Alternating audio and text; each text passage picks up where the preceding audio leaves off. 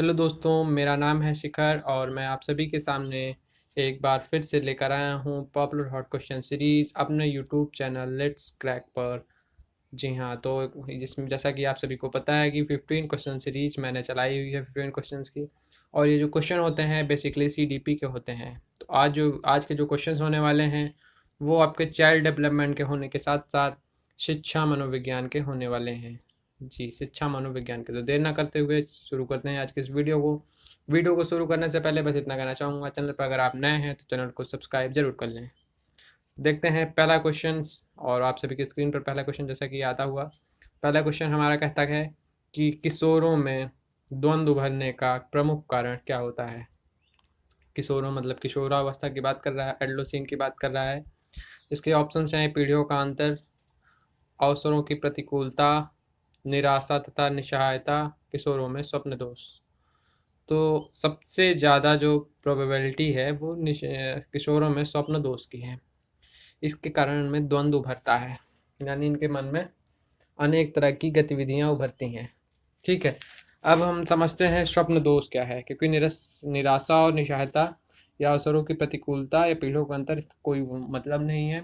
इससे कोई भी प्रॉब्लम फेस नहीं करनी पड़ती है। लेकिन स्वप्न दोष का मतलब ये है, स्वप्न दोष कहने का मतलब जो चीज़ ये किशोर अवस्था में सबसे प्रमुख लक्षण है, ये इसको आप प्रमुख लक्षण में ले सकते हैं।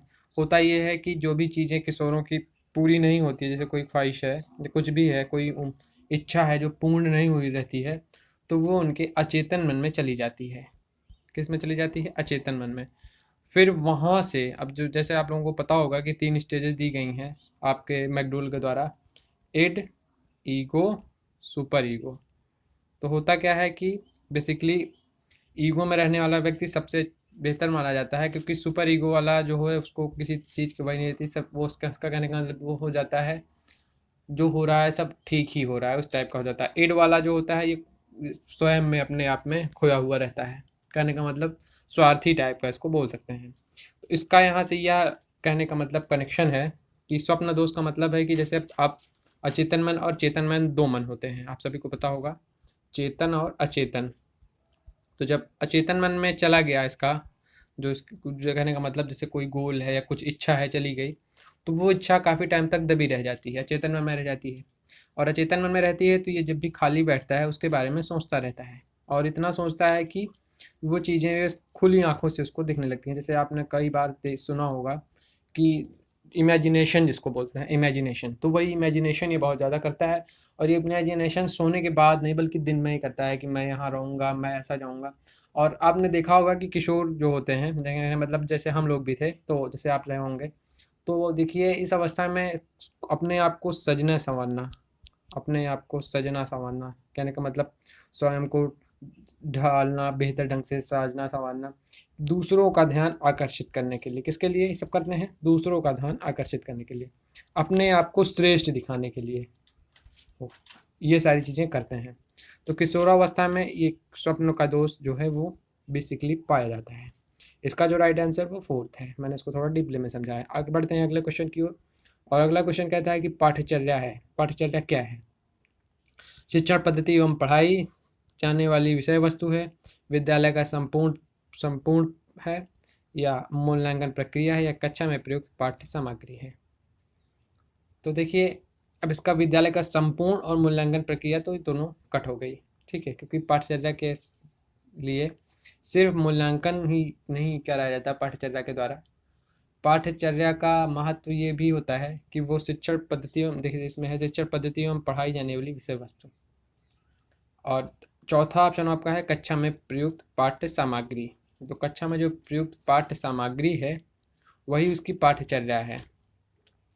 लेकिन अब इससे ऊपर देखिए, शिक्षण पद्धति एवं पढ़ाई जाने वाली विषय वस्तु, यहाँ पर दोनों चीज़ें दी गई हैं। तो इसका जो राइट आंसर वो फर्स्ट है। ठीक है, क्योंकि इसमें शिक्षण पद्धतियों को भी इंक्लूड कर दिया गया है, यानी टीचर का पढ़ाने का तरीका इंक्लूड कर दिया गया है, और साथ ही साथ पढ़ाई जाने वाली विषय वस्तु को भी इंक्लूड कर दिया गया है। बढ़ते हैं आगे और देखते हैं अगला क्वेश्चन क्या कहता है। और अगला क्वेश्चन बहुत ही प्यारा है। कहता है कि डिसलेक्सिया किससे संबंधित है? मानसिक विकार, गणितीय विकार, पठन विकार, व्यवहार संबंधी विकार। तो इसका जो राइट आंसर है वो आपका तीसरा है। ठीक है, पठन विकार से डिसलेक्सिया संबंधित है। अब यहीं पर गणितीय विकार आ जाता है तो इसको बोलते हैं डिसकैलकुलिया। क्या बोलते हैं? डिसकैलकुलिया। कई बार कंफ्यूजन हो जाती है, ठीक है। मानसिक विकार मेंटल एबिलिटी में चला जाए, डिसेबिलिटी में चला जाएगा। किस में चला जाएगा? मेंटल डिसेबिलिटी, ठीक है। व्यवहार संबंधी विकार, ये बिहेवियर चला जाएगा, बिहेवियर डिसेबिलिटी। इसका जो राइट आंसर है वो तीसरा है। बढ़ते हैं अगले क्वेश्चन की ओर और देखते हैं अगला क्वेश्चन क्या कहता है।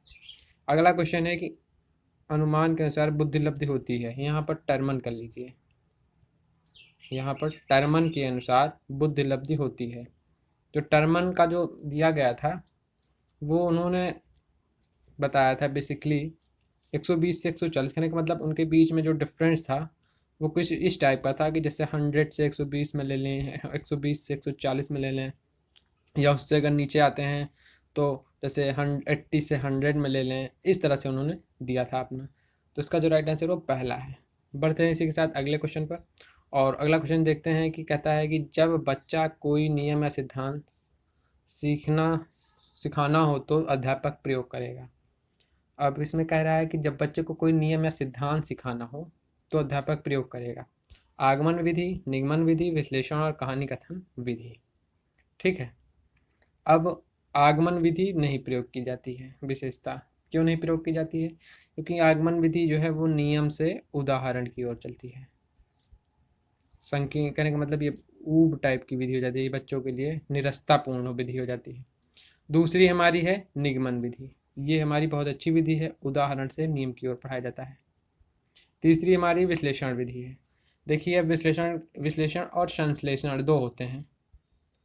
विश्लेषण का मतलब होता है कि जैसे तोड़ तोड़ कर पढ़ाना, चीज़ों को भागों में तोड़ तोड़ कर पढ़ाना, और संश्लेषण का मतलब इकट्ठा करके।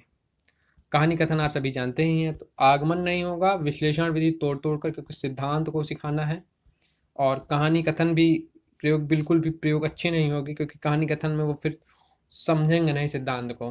तो निगमन विधि सबसे बेस्ट होगी।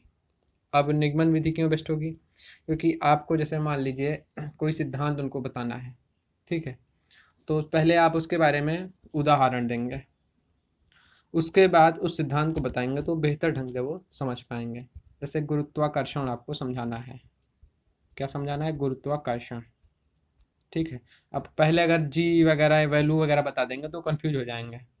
आगमन यही कहता है, लेकिन निगमन क्या कहता है कि पहले आप उनको गुरुत्वाकर्षण, आपका ग्रेविटेशन इसको बोलते हैं, तो पहले आप उनको बताएंगे कि इसका मतलब क्या होता है गुरुत्वाकर्षण का, ये क्या है, बल है, फोर्स है, क्या है, और ये किस लिए बनाया गया, किसने इसको दिया था। तो जैसे आपने बताया कि एक बच्चों ये देखो, एक एप्पल है या एक गिलास, इसको मैं ऊपर फेंकता हूँ तो ये नीचे गिर जाता है, ये ऊपर फंसा टंगा नहीं रहता है।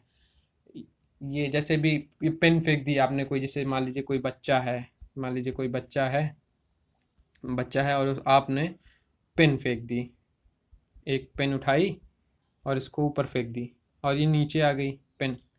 तो आपने कहा कि देखिए जो भी चीज़ मैं ऊपर फेंकता हूँ नीचे आके गिरती है, तो इसका कुछ कारण होगा। आप लोग जानते हैं क्या कारण होगा, तो इससे बच्चों में एक्साइटमेंट आएगी, और जब आप उन्हें बताएंगे इसका कारण है गुरुत्वाकर्षण तो वो उसको बेहतर ढंग से समझेंगे और निजी लाइफ से भी जोड़ेंगे। आप उनसे बोलेंगे कि आप भी कुछ चीज़ें उठा के ऊपर, छोटी छोटी चीज़ें, चौक दे दी या पेंसिल दे दी, ऊपर फेंको, देखो फिर नीचे आएगी, या बॉल दे दी तो ऊपर फेंकेंगे नीचे आएगी, तो बोलेंगे हाँ ये ऊपर फेंकने पर भी नीचे आ रही है। तो उससे उनको एक्साइटमेंट आ जाएगी, रुचि आ जाएगी, और फिर वो उस सिद्धांत को बेहतर ढंग से सीख पाएंगे। बढ़ते हैं इसी के साथ अगले क्वेश्चन पर, और हमारा छठवां क्वेश्चन जो कहता है वो कहता है श्याम पट्ट पर लिखते समय सबसे महत्वपूर्ण क्या है? अच्छा लेख, बहुत अच्छी बात है। लिखने में स्पष्टता, ये भी बहुत अच्छी बात है। बड़े अक्षर, छोटे अक्षर। अब देखिए अच्छा लेख अगर आप लिख रहे हैं तो बहुत सुंदर बात है, लेकिन अगर अच्छा लिख रहे हैं और बहुत छोटे छोटे लिख रहे हैं, कहने का मतलब आप बहुत अच्छा लिख रहे हैं लेकिन बिल्कुल छोटे छोटे लिख रहे हैं जो बच्चों को दिखाई नहीं दे रहा, इसका कोई मतलब नहीं। लिखने में स्पष्टता बहुत अच्छी बात है।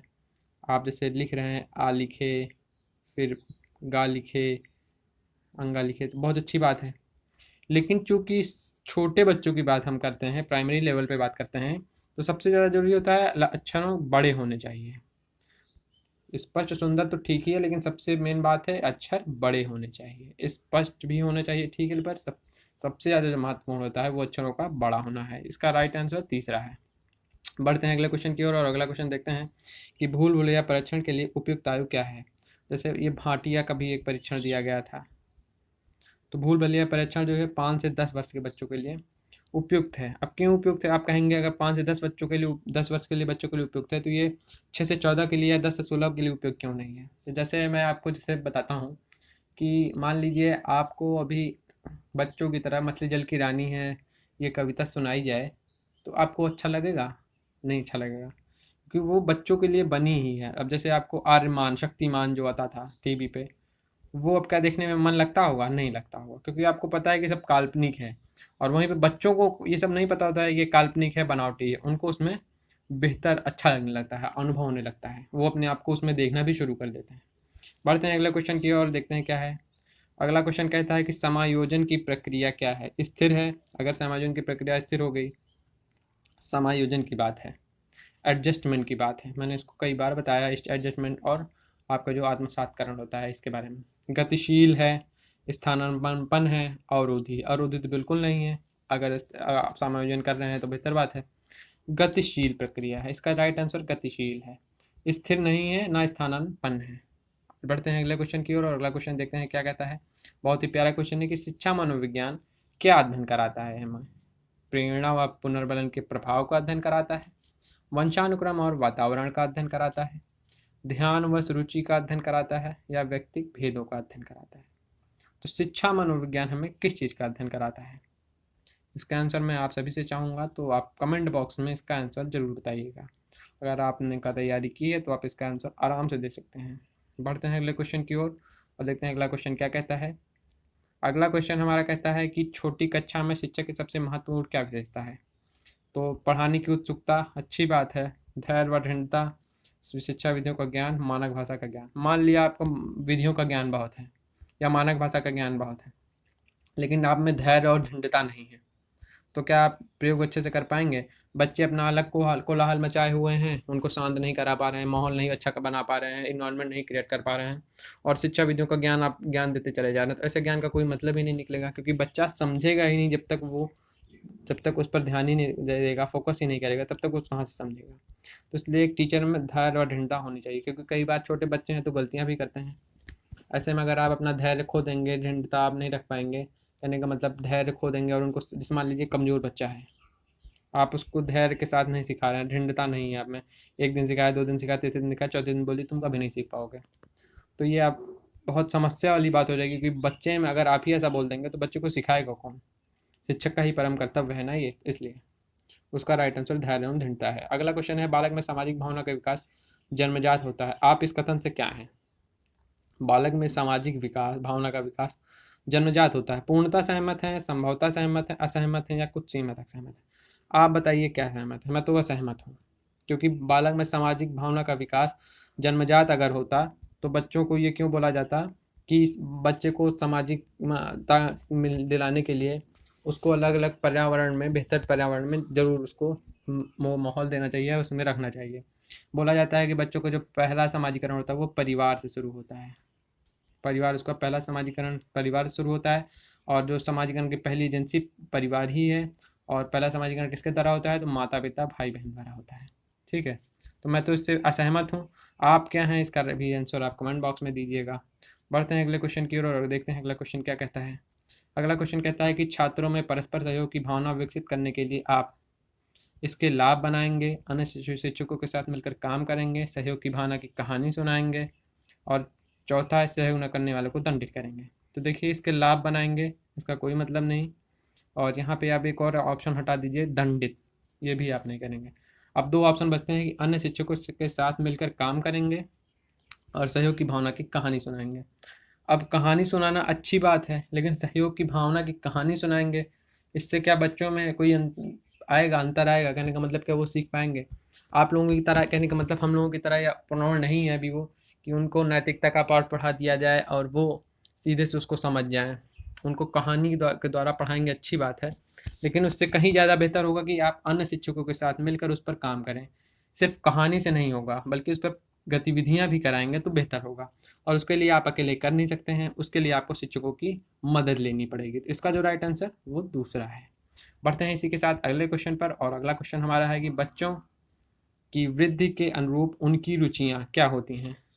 बहुमुखी हो जाती हैं बच्चों की वृद्धि। वृद्धि का मतलब समझ रहे हैं, वृद्धि और विकास दो टर्म होते हैं।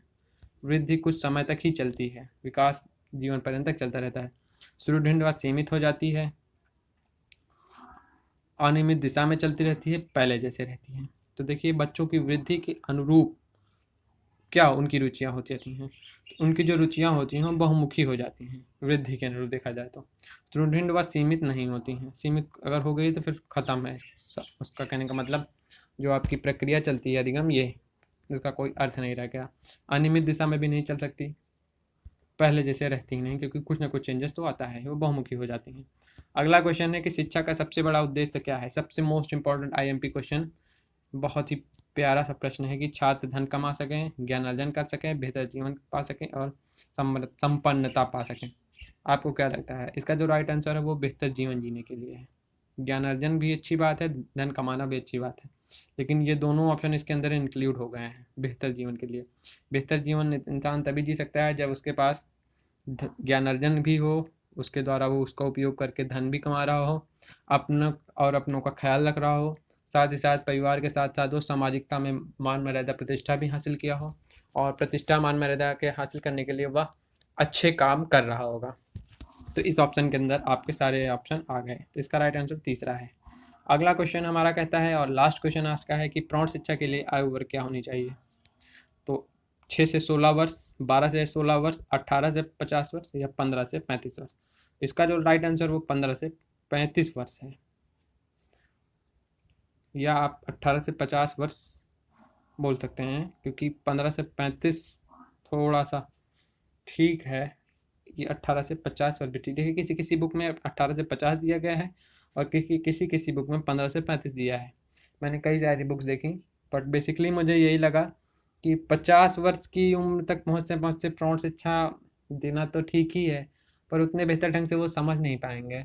समझने का मतलब है कि प्रौढ़ शिक्षा में क्या मतलब होता है। प्रौढ़ शिक्षा का मतलब ये होता है कि कम से कम इतना सिखा दीजिए कि अपना नाम लिख सकें, ठीक है। और 15 वर्ष और 18 वर्ष की बात की जा रही है, तो आपका 16 वर्ष से 18 वर्ष तक तो आपका कहने का मतलब बेसिक शिक्षा ही इधर चलता रहता है, इंटर वगैरह बच्चों का चलता रहता है, पास होते रहते हैं। तो इसके लिए जो राइट आंसर है वो सी है, तीसरा मानिए, 18 से 50 वर्ष। क्योंकि इसके लिए 15 से 35 जो है वो 35 कम ही है, इसके ऊपर भी शिक्षा दी जाती है। जो महिलाएं होती हैं, महिला सशक्तिकरण जो चल रहा है कार्यक्रम, ये जो है ये आपका 18 से 35 वर्ष के लिए ही दिया जा रहा है। तो इसलिए उसी के बेसिस पे मैं ये आपको बता रहा हूँ। बढ़ते हैं, आज के इस सीरीज को हम देख लिए, और उम्मीद करता हूँ कि आपको इस सीरीज पसंद आई होगी। कहीं भी कोई भी कमेंट प्रॉब्लम हुई हो, कोई भी क्वेश्चन ना समझ में आया हो, तो आप कमेंट करके बता सकते हैं। मिलते हैं नेक्स्ट वीडियो में, तब तक के लिए इजाज़त। धन्यवाद, शुक्रिया। आपने अपनों का ख्याल रखिए, स्वस्थ रहिए, सतर्क रहिए। जय हिंद, जय भारत।